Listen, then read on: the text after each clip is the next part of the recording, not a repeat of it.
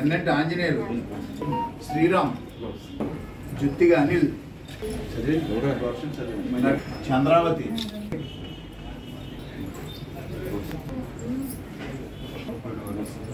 సీతమ్మ, అమ్మ సుకన్య, వండమ్మ, బైరెడ్డి తాతారు, కేతలి నాగరకొండ తేజ,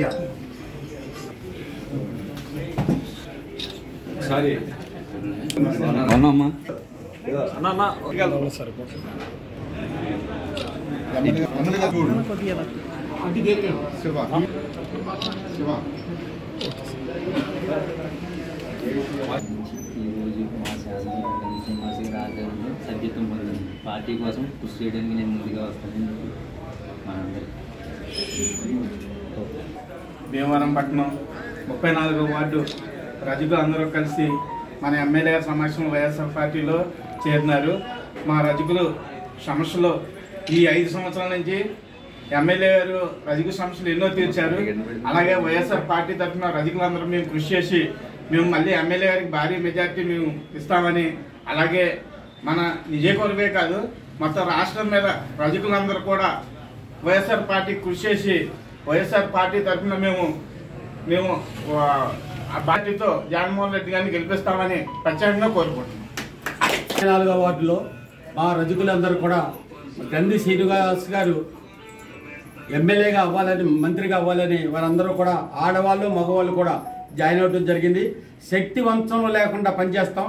గంధి శ్రీనివాస్ గారికి నెగ్గి వరకు ఈ 2 నెలలు మేము నిద్రపోం. ఖచ్చితంగా త్యాగం చేసినట్టుగా చేస్తామని ఈ ఆడవాళ్ళందరూ నేను కలిసాను. అందరూ కూడా అదే మాట చెప్పారు, మగవాళ్ళు కూడా అదే చెప్పారు.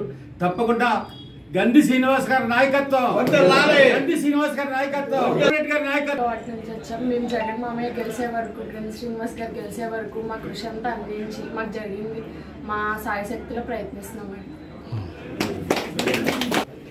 మన గౌరవ శాసనసభ్యులు గంధి శ్రీనివాస్ గారి ఆధ్వర్యంలో మన భోగిరాజు గారు, మూర్తి గారు, శ్రీను గారు ప్రోద్బలంతో 34వ వార్డులో ఒక 25 మంది ప్రస్తుతం మహిళలు అలాగే మగవాళ్ళు కలిసి ఎమ్మెల్యే గారు చేసే సంక్షేమ పథకాలకు ఆకర్షితులై అదేవిధంగా జగన్మోహన్ రెడ్డి గారు ప్రవేశపెట్టినటువంటి అనేక సంక్షేమ పథకాలకు ఆకర్షితులై ఈరోజు మన గౌరవ శాసనసభ్యులు గంధి శ్రీనివాస్ గారు సమక్షంలో జాయిన్ అవ్వడం జరిగింది. అదేవిధంగా 4 సంవత్సరాల నుంచి జగనన్న సంక్షేమ పథకాలే అందుతుండటమే కాకుండా 4 సంవత్సరాలు వాళ్ళకి 10,000 చొప్పునే వాళ్ళకి భృతి కూడా ఇవ్వటం జరుగుతుంది. ఈ ఇస్త్రీ పెట్లు అలాంటివి పెట్టుకునే వాటికి 10,000 చొప్పున 4 విడతలుగా మన జగనన్న వీళ్ళకి అందజేయడం జరిగింది. అదేవిధంగా ఈ రజకులు ఏ సమస్యతో మన శాసనసభ్యుల దగ్గరికి వచ్చినా వాదుడుగా ఉంటూ వారికి ఏ అవసరం వచ్చినా అందుబాటులో ఉండే మన గౌరవ శాసనసభ్యుల్ని అత్యధిక మెజారిటీతో మేము గెలిపిస్తాం, మాది బాధ్యత, మేము వైఎస్ఆర్ కుటుంబ సభ్యుల్లో భాగస్వాములు అవుతున్నామని చెప్పి ఎంతో ఉత్సాహంతో వాళ్ళుగా భోగిరాజు గారి ద్వారా నా దగ్గరికి వచ్చి మేము సార్ సమక్షంలో జాయిన్ అవుతాం, మా వంతు కృషి చేస్తాం, మేము మా కుటుంబాలే కాకుండా 2 టౌన్లో మీ వరకు మేము అన్ని విధాలా సహకరిస్తామని చెప్పి తెలియజేస్తూ ఈరోజు జాయిన్ అయిన ప్రతి ఒక్కరికి పేరు పేరున నమస్కారం తెలియజేసుకుంటూ 34వ వార్డు నుంచి ముఖ్యంగా రజక సోదరులందరూ కూడా మన భోగిరాజు గారు, మూర్తి గారు, శ్రీని గారు, అలాగే యేసరాజు గారు, సుబ్బరాజు గారు ఆధ్వర్యంలో వైఎస్ఆర్ కాంగ్రెస్ పార్టీలో జాయిన్ అయ్యడం చాలా సంతోషంగా ఉంది.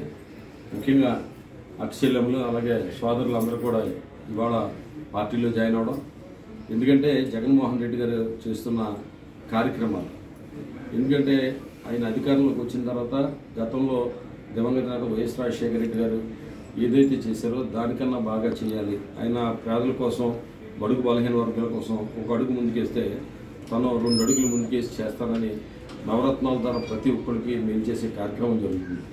ముఖ్యంగా ఎస్సీ బీసీలకు సంబంధించి అనేక రకాలుగా వాళ్ళ అభివృద్ధిలోకి తీసుకురావాలి, పేదరికం నుంచి బయటకు తీసుకురావాలి, ఆర్థికంగా వాళ్ళందరూ కూడా బలోపేతం అవ్వాలి. ఇంచుమించు జనాభాలో సుమారు 60% ఉన్న బడుగు బలహీన వర్గాలు ఎస్సీ ఎస్టీలకు సంబంధించి వారు ఆర్థికంగా బలపడితే కనుక రాష్ట్రం ఆర్థికంగా బలపడినట్టే.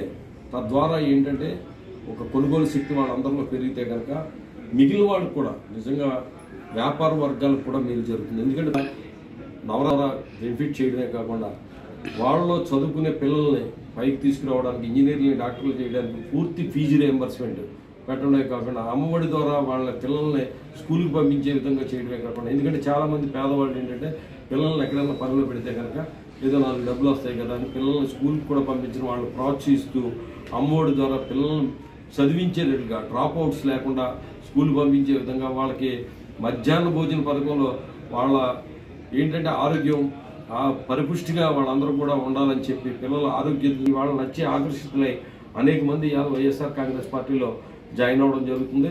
అలాగే నేను కూడా నా సోదరులకి అడిగిన వెంటనే మారుతీనగర్లో ముఖ్యంగా 6వ వార్డులో కమ్యూనిటీ హాల్ శాంక్షన్ చేయడం జరిగింది.